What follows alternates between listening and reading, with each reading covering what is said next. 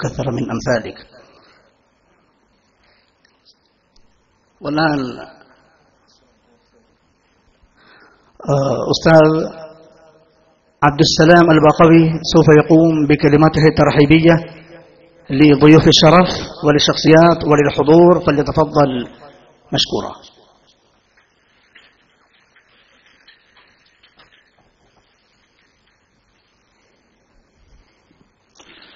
السلام عليكم ورحمة الله. بسم الله الرحمن الرحيم. الحمد لله رب العالمين، والصلاة والسلام على أشرف المرسلين وعلى آله وأصحابه أجمعين، أما بعد. فضيلة الأستاذ عارف عبد الكريم جلفار حفظه الله، والسيد حامد كويمة تنل رئيس الحفلة، وضيفنا العزيز الداعية الكبير عبد الحميد الفيضي، والأساتذة الأجلاء والضيوف الكرام والحضور الأعزاء. إنه من دواعي الشرف والاعتزاز أن نلتقي في شهر القرآن على مائدة قرآنية تقام تحت رعاية سمو الشيخ محمد بن راشد نائب رئيس الدولة رئيس مجلس الوزراء وحاكم دبي حفظه الله ورعاه، وبتضحية وتفان من خدمة كتاب الله تبارك وتعالى تحت رئاسة الأستاذ إبراهيم بملحة حفظه الله رئيس اللجنة المنظمة لجائزة دبي الدولية للقرآن الكريم. ومن أمثال الأستاذ عارف عبد الكريم الجلفار رئيس وحدة البرامج والأنشطة والجنود المجندة تحت قيادتهم، فجزاهم الله خير الجزاء وأدام لهم ولنا دوام التوفيق لشرف خدمة كتاب الله تبارك وتعالى. ونحن مركز السنة للتعليم الديني مسرورون وشاكرون لكم على أن أتحتم لنا هذه الفرصة النفيسة لاستضافة الشيخ العزيز الداعية الكبير الأستاذ عبد الحميد الفيضي، الذي أصبح اليوم ضمير الشباب وحديث الملأ ورمزا للدعوة الناجعة والسمعة بفضل جهوده الجبارة في خدمة الإسلام وتثقيف الشباب، وبمواقفه الجريئة المشهودة ضد التيارات المتطرفة والمنحرفة، والتي كان لها أثر بالغ في أمن البلد وسمعة المجتمع الإسلامي في جمهورية الهند. والأستاذ عبد الحميد الفيضي يتقلد المناصب العديدة المعنية بخدمة الإسلام، المعنية بخدمة الإسلام والمسلم على النهج الذي مضى عليه سلفنا الصالح، فهو المساعد للأمين العام لجمعية الشبان السنيين لعموم كيرلا، ورئيس التحرير لمجلة درب الحق ستيدارا ولغلف ستيدارا، وهو أيضا مدير للجنة إدارة جريدة يومية سوف تنشر إن شاء الله، نحن نتوقعها بكل لهفة وشوق، سوف تستر عن جمعية العلماء لعموم كيرلا في شهر استقلال الهند في الأول من أغسطس جريدة تسمى بصباح الخير سبربادم، والتي تصل إلينا في الشهر القادم إن شاء الله. كما أنه معروف بإسهاماته القيمة ومشاركاته الغالية في المحابر والمخيمات والملتقيات العلمية العالمية والمحلية، فجزاه الله عنا وعن الإسلام خير الجزاء وسدد خطاه ووفقه لمرضاته. سعادة الأستاذ، إن مركز السنة للتعليم الديني أسس قبل 20 عاما بمباركة وموافقة من دائرة الشؤون الإسلامية، هدفه الأساسي نشر الوعي الديني في النشء الجديد من الأطفال والشبان، فبإذن الله تبارك وتعالى يقوم المركز بمهامه الهادفة من النشاطات الدينية المسموحة والتي لها أثر بالغ ووقع كبير بين الناس، فنحن شاكرون ومدينون لكم على حسن تعاونكم معنا، ولا نملك لكم إلا الدعاء أن يثيبكم ويجزيكم على جهودكم المضنية وعلى أبديتم من حسن الظن بنا وجميل التعاون. نسأل الله أن يجعل هذا التواصل وهذه مودة باسم الدين وليس إلا سببا لأن يضلنا الله بظله يوم لا ظل إلا ظله ونرجو أن يستمر هذا التعاون والتواصل من أجل الدين على أحسن وجه. الحين أنا أنتقل وأستأذن الأستاذ أن أنتقل إلى لغتي المحلية وجزاكم الله خيرا.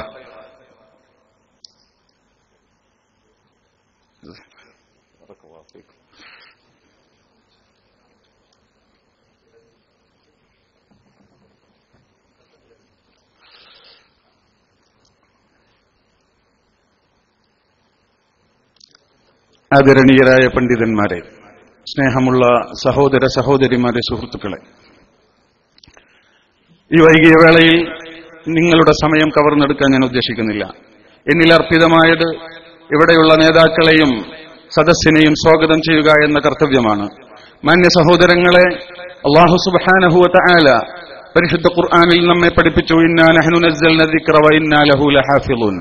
നാം വിശുദ്ധ ഖുർആൻ അവതരിപ്പിച്ചു, ആ വിശുദ്ധ ഖുർആനിനെ നാം തന്നെ സംരക്ഷിക്കുമെന്ന് പരിശുദ്ധ ഖുർആൻ അല്ലാഹു സുബ്ഹാനഹു വ തആല നമ്മോട് വാഗ്ദാനം ചെയ്യുകയാണ്. ഈ വാഗ്ദാനത്തിന്റെ അർത്ഥം അല്ലാഹു സുബ്ഹാനഹു വ തആല അവന്റെ വിശുദ്ധ ഗ്രന്ഥത്തെ അതിന്റെ പദങ്ങൾ മാത്രമല്ല, അതിന്റെ ആയാത്തുകൾ മാത്രമല്ല, അതിന്റെ പദങ്ങളും വചനങ്ങളും ആയാത്തുകളുമെല്ലാം അതിന്റെ ആശയങ്ങളും ആദർശങ്ങളുമെല്ലാം തന്നെ ഖിയാമത്ത് നാൾ വരെ ഒരു വ്യത്യാസവുമില്ലാതെ സൂക്ഷിക്കും എന്നാണ് അതിന്റെ അർത്ഥം. അതിനാവശ്യമായത് അല്ലാഹു നിർവഹിച്ചുകൊണ്ടിരിക്കും. ആദ്യമായി ബഹുമാനപ്പെട്ട സഹാബത്തിന്റെ ഹൃദയത്തിൽ മാത്രം സൂക്ഷിക്കപ്പെട്ടിരുന്ന പരിശുദ്ധ ഖുർആനിന്റെ നിലനിൽപ്പ് അവതാളത്തിലാകുമോ എന്ന് ഭയപ്പെട്ടപ്പോൾ ബഹുമാനപ്പെട്ട സിദ്ദീഖുൽ അക്ബർ റളിയല്ലാഹു തആല അൻഹു അതിനൊരു ഗ്രന്ഥത്തിലായിക്കൊണ്ട് പരിശുദ്ധ ഇസ്ലാമിനെ സൂക്ഷിച്ചു, പരിശുദ്ധ ഖുർആനിനെ സൂക്ഷിച്ചു. അതുപോലെ തന്നെ ഓരോ കാലഘട്ടത്തിലും ആ നിലക്ക് ഇസ്ലാമിനെ ഖുർആനിനെ സൂക്ഷിക്കേണ്ടവർ സൂക്ഷിച്ചുകൊണ്ടിരിക്കും. അതിന്റെ ഒരു ഭാഗം തന്നെയാണ് ആധുനിക കാലഘട്ടത്തിൽ ആധുനിക സുഖലോലുപതയുടെയും ഈ കാലഘട്ടത്തിന്റെ ഈ പച്ചപ്പിന്റെയും മുന്നിൽ പരിശുദ്ധ ഇസ്ലാമിൽ നിന്നും ഖുർആനിൽ നിന്നും സമൂഹം അകലുമോ എന്ന് ഭയപ്പെടുമ്പോൾ ഇതുപോലെയുള്ള ഷെയ്ഖ് മുഹമ്മദിനെ പോലെയുള്ള ഭരണാധികാരികളൊക്കെ പരിശുദ്ധ ഖുർആനിലും അതിന്റെ പാരായണത്തിലും അതിന്റെ പഠനത്തിലുമൊക്കെ മത്സരങ്ങൾ സംഘടിപ്പിച്ചുകൊണ്ട് അതിന് പ്രോത്സാഹനങ്ങൾ നൽകിക്കൊണ്ട് ആ സിദ്ദീഖി പാരമ്പര്യം നമ്മുടെ നേതാക്കൾ തുടർന്നുകൊണ്ടിരിക്കും. അതിനൊക്കെ അർഹമായ പ്രതിഫലം അല്ലാഹു നൽകുമാറാവട്ടെ. എന്നാൽ പരിശുദ്ധ ഖുർആനിന്റെ പാരായണവും അതിന്റെ വചനങ്ങളും അതിന്റെ പദങ്ങളും വള്ളിപുള്ളി വ്യത്യാസമില്ലാതെ സൂക്ഷിക്കപ്പെടുമെന്ന് മാത്രമല്ല, മുൻകാല വേദഗ്രന്ഥങ്ങളെ സംബന്ധിച്ച് പരിശുദ്ധ ഖുർആൻ അവർക്ക് സംഭവിച്ചിട്ടുള്ള അപജയം രണ്ട് രൂപത്തിലാണ് പരിചയപ്പെടുത്തിയത്. ഒന്ന്, യുഹർരിഫൂനൽ കലിമ അൻ മവാളിഇഹി വയുഹർരിഫൂനൽ കലിമ മിൻ ബഅദി മവാളിഇഹി. രണ്ട് രൂപത്തിൽ ഖുർആൻ അതിനെ വിശദീകരിച്ചിട്ടുണ്ട്. അതിന്റെ പദങ്ങളെ ഏറ്റിയും കുറച്ചും കൂട്ടിയും കുറച്ചും ഉള്ളത് ഇല്ലായ്മ ചെയ്തും കട്ട് ചെയ്തും ആവശ്യമില്ലാത്തത് കൂട്ടിയും അവർ വൈകൃതങ്ങൾ കാണിച്ചു. അതോടൊപ്പം തന്നെ ഉള്ള ആയത്തുകളെ ഉള്ള വചനങ്ങൾ അനാവശ്യ സ്ഥലത്ത് ഉപയോഗിച്ചുകൊണ്ട് ദുർവ്യാഖ്യാനം ചെയ്യുന്ന ഒരു സമ്പ്രദായം, അത് മറ്റൊരു തരത്തിലുള്ള തഹരീഫ്, ഇതും ആ കാലഘട്ടത്തിൽ സംഭവിച്ചു. ഇത് രണ്ടും പരിശുദ്ധ ഖുർആനിന് സംഭവിക്കുകയില്ല. പരിശുദ്ധ ഖുർആൻ എന്നും സംരക്ഷിക്കപ്പെടും. ആ പരിശുദ്ധ ഖുർആനിന്റെ വള്ളിപുള്ളി വ്യത്യാസമില്ലാതെ സംരക്ഷിക്കപ്പെടും. അതിന്റെ ആശയങ്ങൾ സംരക്ഷിക്കപ്പെടും.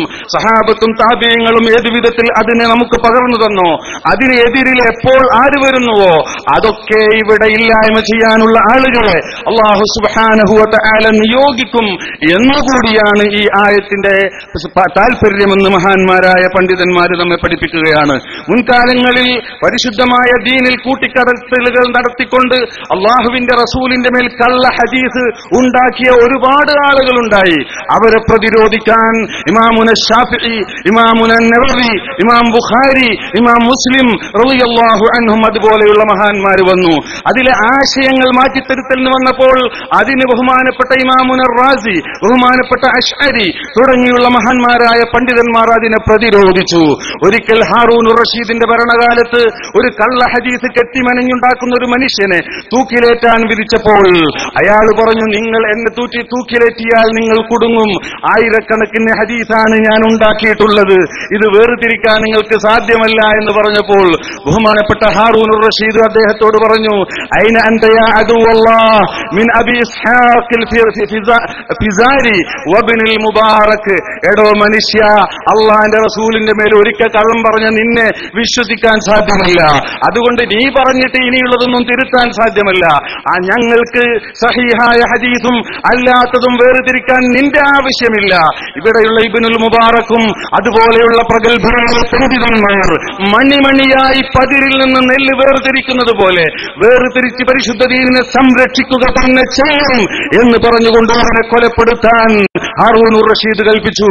ഇതുപോലെ ഓരോ കാലഘട്ടത്തിലും അള്ളാഹുവിന്റെ ദീനിൽ കള്ളം പറയുന്നവർക്കെതിരിൽ, അതിനെ തിരുത്താനും അതിനെ ദുർവ്യാഖ്യാനം ചെയ്യാനും വരുന്നവർക്കെതിരിൽ ഒരു വിഭാഗം ഉദൂലുൻ, ഈ ഒരു വിഭാഗം സയഹ്മിലു ഹാദദ്ദീന മിൻ കുല്ലി ഖലഫിൻ ഉദൂലു, ഓരോ തലമുറയിലും നീതിബോധമുള്ള സത്യസന്ധരായ നിസ്വാർത്ഥരായ പണ്ഡിതന്മാർ ഈ ദീനിനെ ഏറ്റെടുത്തുകൊണ്ട് ഈ ദീനിനെ സംരക്ഷിക്കുമെന്ന് അള്ളാഹിന്റെ റസൂൽ വാഗ്ദാനം ചെയ്തിട്ടുണ്ട്. ഇതിന്റെ തുടർച്ച നാം ഇന്നും കണ്ടുകൊണ്ടിരിക്കുന്നു. അഷ്റഫുൽ ഖൽഖിന്റെ മേൽ കള്ളം പറയുമ്പോൾ ഒരു കാലത്തും അഷ്റഫുൽ ഖൽഖിന്റെ ഹദീസിലാവട്ടെ പരിശുദ്ധ ഖുർആനിന്റെ വ്യാഖ്യാനത്തിലാവട്ടെ എന്തിൽ തന്നെയായാലും കള്ളം പറയാൻ മുതിർന്നവരിൽ ഐന അൻത യാ അബ്ദുല്ലാഹ് മിൻ അബി ഇസ്ഹാഖ് എന്നതിന് പകരം മിൻ അബ്ദുൽ ഹമീദ് ഫഹ്മി മിൻ ബഹാറുദ്ദീൻ അൽ-അദ്ബി എന്ന് പറയുന്ന സാഹചര്യം അല്ലാഹു ഇന്നാ നഹ്നു നസ്സൽന الذിക്റ വഇന്നാ ലഹു ലഹാഫിളൂൻ എന്ന ആയത്തിന്റെ വ്യാഖ്യാനത്തിന്റെ താൽപര്യമാണ് എന്ന് ഇനിയെങ്കിലും ഓർക്കുന്നത് നന്ദി എന്ന് ഈ സന്ദർഭം ഓർമ്മപ്പെടുത്താൻ ഞാൻ ഉപയോഗപ്പെടുത്തുകയാണ്. മാന്യ സഹോദരന്മാരെ, ഈ സന്ദർഭത്തിൽ ഈ പരിശുദ്ധമായ റമളാൻ മാസത്തിൽ അള്ളാഹുവിന്റെ ഖുർആനിന്റെ പേരിൽ ഒരുമിച്ചുകൂടിയ ഈ സദസ്സിൽ അള്ളാഹുവിന്റെ ദീനിന് വേണ്ടി ആത്മാർത്ഥമായി സേവനം ചെയ്യുന്ന പണ്ഡിതന്മാരിൽ നമുക്ക് മാതൃക കാണിച്ചു തന്ന ബഹുമാനപ്പെട്ട ഹമീദ് ഫൈലിയെ ഇവിടെ സ്വീകരിക്കാൻ ദുബായ് ഗവൺമെന്റ് തയ്യാറായതിൽ നമുക്ക് വലിയ സന്തോഷമുണ്ട്. അതും ഈ വർഷം തന്നെ ആയതിൽ ആ സന്തോഷത്തിന്റെ മാറ്റു ഒന്നുകൂടെ കൂടുന്നുണ്ട് എന്ന് ഈ സന്ദർഭത്തിൽ ഓർമ്മപ്പെടുത്താൻ ഞാൻ ആഗ്രഹിക്കുകയാണ്.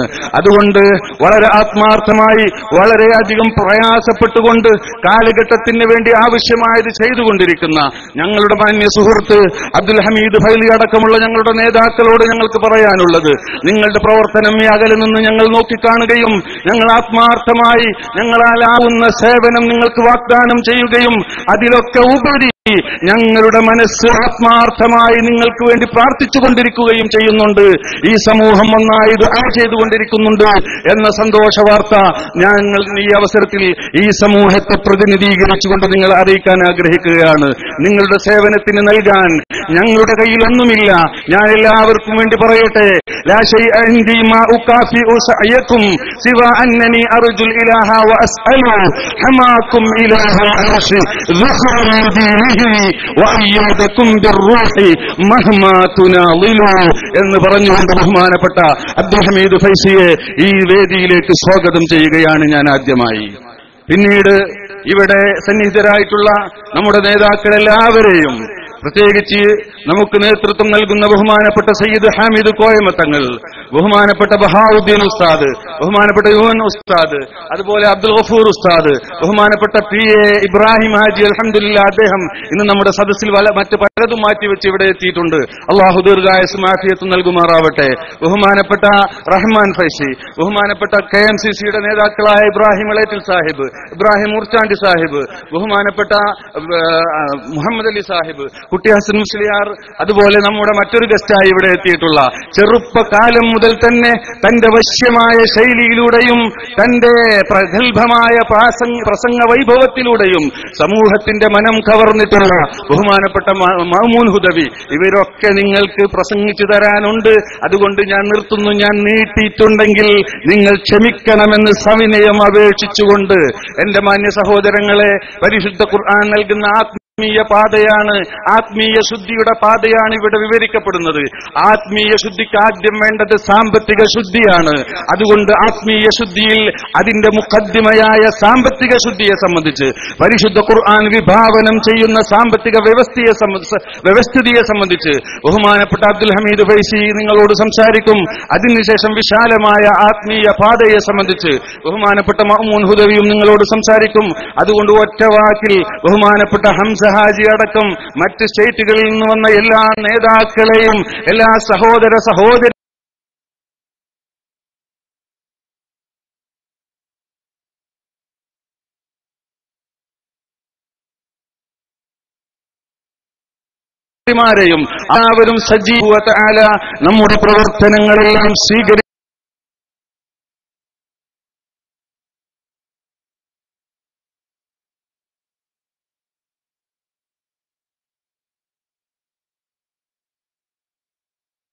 ുമാറാവട്ടെ. സാമ്പത്തികമായും ശാരീരികമായും പാടുപെട്ട് സഹായിച്ച എല്ലാവർക്കും അല്ലാഹു രണ്ടും അസ്സലാം